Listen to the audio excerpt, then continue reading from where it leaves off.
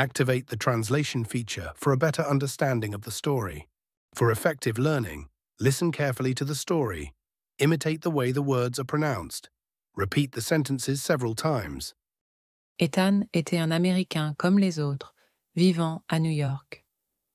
Son rêve était d'apprendre le français. Après des tentatives infructueuses avec des applications, il rencontra Marc, un professeur qui affirmait pouvoir le faire devenir fluide en français en un mois. Ethan était sceptique mais curieux. Marc était une figure énigmatique. Il ne ressemblait à aucun professeur classique et ses méthodes semblaient étranges. « Tu veux apprendre rapidement ?» lui demanda-t-il. Ethan acquiesça, et c'était ainsi que commença leur aventure. Marc lui promit que son apprentissage serait une expérience transformative et inoubliable. Les premiers jours étaient déroutants. Marc ne lui enseignait pas simplement des mots, mais des concepts. Chaque leçon semblait en réalité plus une exploration mentale qu'une simple étude linguistique. Ethan avait l'impression de s'aventurer dans des dimensions invisibles à chaque nouvelle phrase qu'il apprenait. Pourtant, après quelques jours, quelque chose d'inexplicable se produisit. Ethan ressentait une connexion intense avec le français. Ses pensées devenaient plus fluides, ses rêves imprégnés de la langue. Le tout semblait un peu trop parfait, et des doutes commencèrent à apparaître. Il commençait à se demander si tout cela était réel. Un après-midi, après une longue séance d'apprentissage, Marc lui confia : « Le français est plus qu'une langue, c'est une clé. » Ethan n'en comprit pas immédiatement la signification. Mais cette phrase résonna dans son esprit. Il se sentit à la fois éclairé et inquiet. Que signifiait cette clé ? Il n'avait aucune idée. Au fur et à mesure des jours, les progrès d'Ethan étaient évidents. Il pouvait désormais tenir des conversations simples, mais un malaise persistant l'accompagnait. Ses rêves devenaient plus étranges, parfois déconcertants. Il se voyait parler couramment le français dans des situations où il n'avait jamais été. La réalité semblait se tordre. Un soir, après avoir laissé son professeur pour la journée, Ethan se promena dans Paris. Dans une ruelle tranquille, il croisa un vieil homme étrange qui murmurait dans une langue inconnue. Le vieil homme fixa Ethan avec un regard pénétrant avant de dire : « Tu apprends, mais tu ne sais pas encore tout. » Le vieil homme disparut aussi soudainement qu'il était apparu, mais ses paroles restèrent gravées dans l'esprit d'Ethan. L'idée que le français puisse détenir un pouvoir mystique le perturbait. Était-ce une coïncidence ? Ou quelque chose de plus grand se déroulait-il en coulisses ?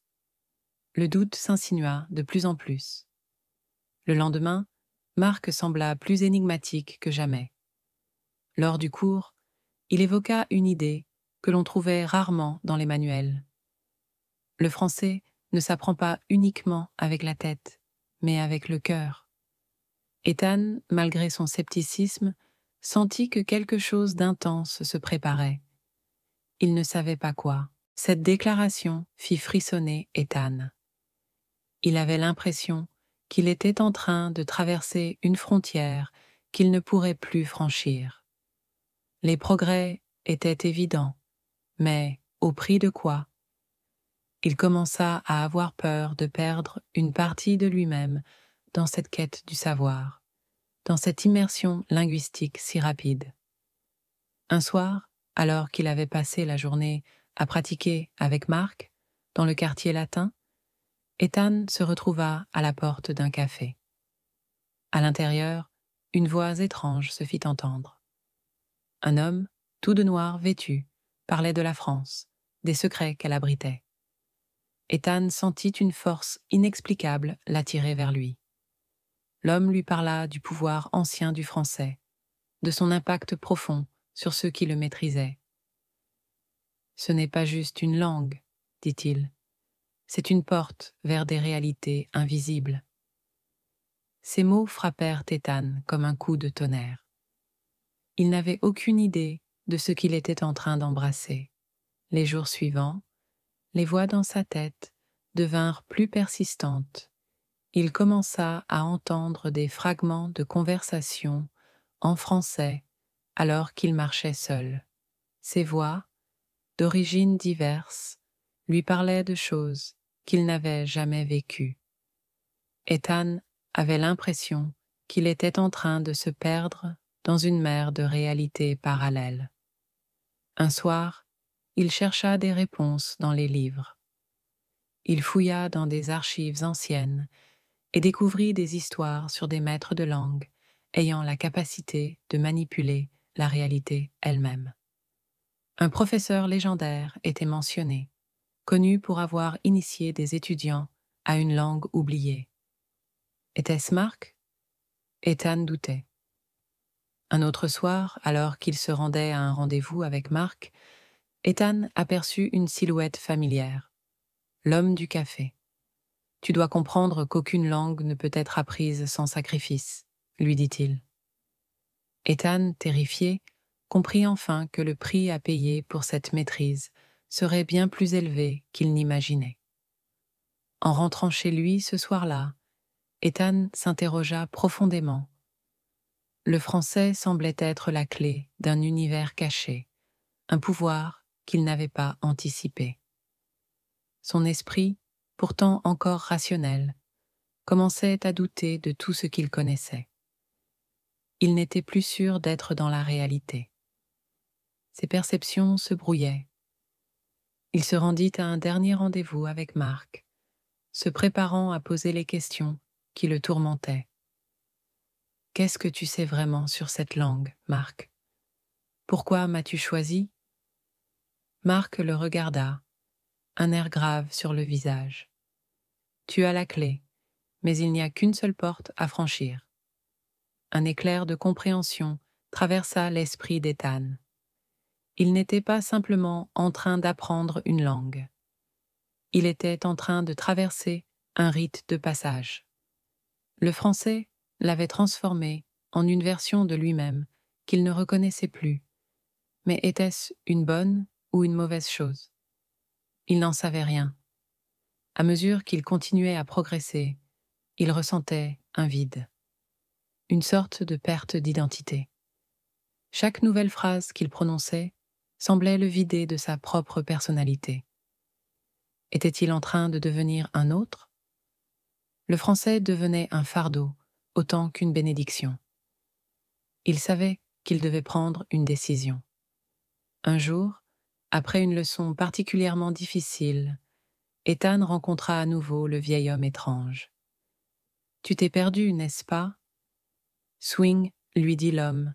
« Le français te prend tout, mais en échange, il te donne tout. » Ces mots résonnèrent profondément.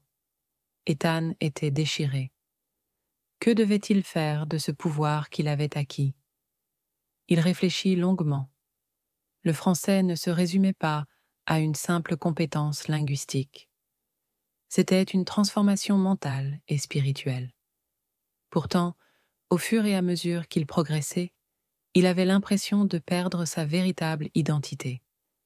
Il se sentait pris au piège, entre deux mondes, celui de la langue et celui de sa vie passée. Un soir, après avoir fait une pause dans ses études, il se rendit dans un petit parc parisien. Là, il se retrouva face à un choix. Un homme, qui semblait savoir ce qu'il traversait, s'approcha et lui dit « Il est trop tard pour revenir en arrière, mais il existe un autre chemin. Tu dois choisir. » Ce soir-là, alors qu'il se couchait, Ethan décida qu'il continuerait. Il avait investi trop de temps et d'efforts pour renoncer maintenant. Mais au fond de lui, il savait que cette décision le mènerait à une fin inévitable. Le prix à payer pour maîtriser la langue serait lourd, mais il n'y avait plus de retour possible. Les semaines passèrent, et Ethan se sentait de plus en plus étrange. Il avait l'impression de naviguer entre des mondes parallèles, parlant des langues anciennes qu'il n'avait jamais apprises, se retrouvant dans des lieux inconnus. La réalité semblait dérailler autour de lui. Qu'avait-il fait pour mériter ce pouvoir? Un jour, Mark disparut sans laisser de traces. Ethan se retrouva seul, avec cette langue qui le contrôlait. Les voix dans sa tête étaient de plus en plus insistantes. Il pouvait entendre des échos du passé, des cris, des rires. Il avait l'impression de ne plus être maître de son esprit. Finalement, après une ultime nuit passée à errer dans Paris, Ethan prit une décision radicale. Il allait effacer tout ce qu'il avait appris. Le français, bien qu'utile et fascinant, était devenu une malédiction. Il n'était plus sûr de qui il était devenu. Il devait retrouver sa vie d'avant,